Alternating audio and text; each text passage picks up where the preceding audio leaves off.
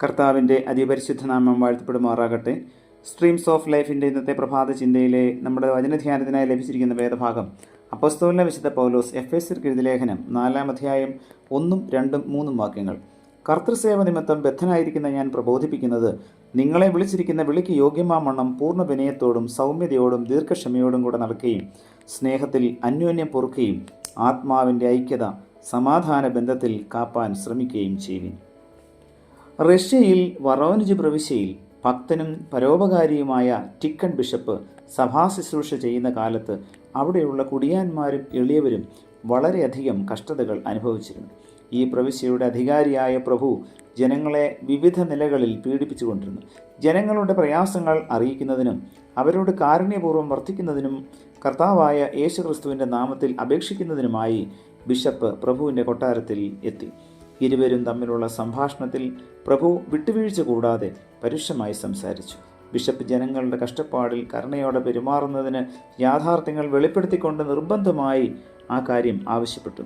കോപാകുലനായി തീർന്ന പ്രഭു എല്ലാം മറന്നുകൊണ്ട് ബിഷപ്പിൻ്റെ കന്നത്ത് ആഞ്ഞടിച്ചു. കണ്ണുനീർ വീഴ്ത്തിക്കൊണ്ട് ശാന്തമായി അദ്ദേഹം എഴുന്നേറ്റ് തൻ്റെ വീട്ടിലേക്ക് നടന്നുപോയി. കുറേ ദൂരം നടന്നപ്പോൾ തന്നെത്താൻ ഇപ്രകാരം പറഞ്ഞു: ഈ മനുഷ്യൻ്റെ കോപം കെട്ടടങ്ങി സമചിത്തതയിലാകുമ്പോൾ താൻ ചെയ്ത പ്രവൃത്തിയെക്കുറിച്ച് പശ്ചാത്തപിക്കും. പ്രഭു തെറ്റ് ചെയ്യുവാൻ കാരണക്കാരൻ ഞാനാണ്. ദീർഘശ്വാസം വിട്ടുകൊണ്ട് കൊട്ടാരത്തിലേക്ക് അദ്ദേഹം വേഗം മടങ്ങിച്ചെന്നു. പ്രഭുവിൻ്റെ കാൽക്കൽ വീണ് കോപിപ്പിച്ച് പാപത്തിലേക്ക് വഴി നടത്തിയ തൻ്റെ തെറ്റ് ക്ഷമിക്കണമെന്ന് ബിഷപ്പ് അപേക്ഷിച്ചു. അത്ഭുത പരതന്ത്രനായ പ്രഭു ബിഷപ്പ് എഴുന്നേറ്റ ഉടനെ മുട്ടിന്മേൽ നിന്ന് അദ്ദേഹത്തിൻ്റെ കൈകൾ ചുംബിച്ചു.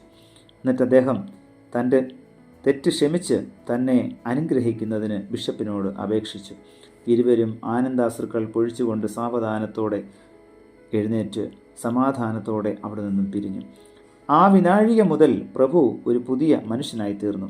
തൻ്റെ ജനങ്ങളോട് ഏറ്റവും സ്നേഹത്തോടും കരുണയോടും കൂടെ പെരുമാറി. പ്രിയമുള്ള സഹോദരങ്ങളെ, നമ്മുടെ ശത്രുക്കളോടും നമ്മെ എതിർക്കുന്നവരോടും നമ്മുടെ നിലപാട് പ്രകാരമാണ് കർത്താവ് കാണിച്ചു തന്നായിട്ടുള്ള ആ വലിയ മാതൃക. ഞാൻ നിങ്ങളെ സ്നേഹിച്ചതുപോലെ നിങ്ങളും തമ്മിൽ സ്നേഹിക്കണം എന്നുള്ള വലിയ കൽപ്പന നമുക്കും ഈ വചനം കേട്ടതിൻ്റെ അടിസ്ഥാനത്തിൽ പ്രാവർത്തികമാക്കാം. നമ്മുടെ ശത്രുക്കളോട് ക്ഷമിക്കാം, അവരെ സ്നേഹിക്കാം. ദൈവത്തിൻ്റെ പരിശുദ്ധാത്മാവ് നമ്മേവരെയും അതിനായി ബലപ്പെടുത്തട്ടെ. പ്രിയ കർത്താവെ, നൽകിയ വചനത്തിനായി നന്ദിയോടെ സ്തോത്രം. വചനത്താൽ ഓരോ നിമിഷവും കർത്താവെ നീ ഞങ്ങളെ ധന്യരാക്കുന്നതിനായി നന്ദി പറയുന്നു. ഇന്ന് കേട്ട വചനത്തിലെ പോലെ മറ്റുള്ളവരോട് ക്ഷമിപ്പാനും കർത്താവെ താഴ്മയോടും വിനയത്തോടും കൂടെ സംസാരിക്കുവാനുള്ള കൃപ ഞങ്ങൾക്ക് അവിടെ നിന്ന് നൽകണമേ. ഞങ്ങളുടെ വാക്കുകൾ കൊണ്ട് ആരെയും മുറിവേൽപ്പിക്കുവാനിടയാകരുതേ. ഞങ്ങൾ എന്ത് സംസാരിച്ചാലും അത് ദൈവകൃപയോടെ സംസാരിക്കുവാൻ അവിടെ നിന്ന് സഹായിക്കണമേ. പുത്രൻ്റെ നാമത്തിൽ പ്രാർത്ഥന കേൾക്കണം നല്ല പിതാവേ, ആമേൻ.